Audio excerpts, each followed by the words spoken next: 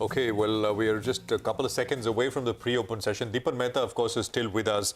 Dipan, weigh in on some of these names, if you will. BEL, which sold off quite a bit from 120-ish levels. It's back. It's down under 90. BKG saw a sharp cut yesterday. Some of this, of course, is continued earnings reaction as well. And JSW Steel, we had a sell call from Mitesh earlier, but that was on technicals. So any thoughts? BEL, BKG and JSW Steel. Prashant, negative on steel on the whole. We've always been negative on commodities for a long period of time. And JSW Steel, I think many challenges going ahead in terms of volume growth as well as pricing. So I'd like to just wait and watch over there. BKG, I think valuations again coming into play over here. And if you notice, I think the street is particularly punishing stocks which are trading at very high P multiples. And even if there's a slight miss on the earnings, then the traders are unforgiving and we are seeing steep declines over there as well.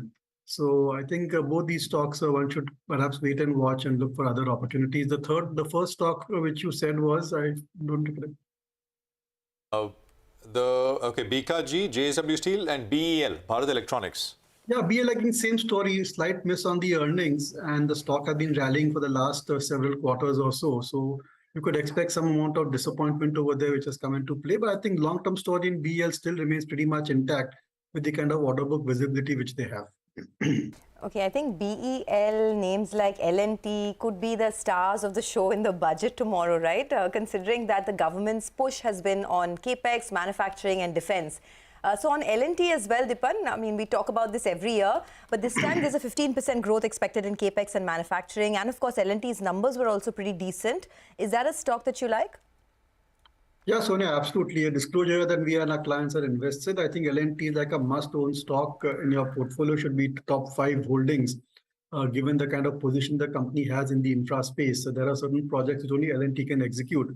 And look at the management strategies over the last several years, where they focused on getting higher return on capital and divested of a lot of the businesses which are a drag on the balance sheet and the overall operations, and good amount of value being built in the subsidiaries as well. So we're very, very positive on L&T, and these numbers were exceptionally good and management commentary also was very positive.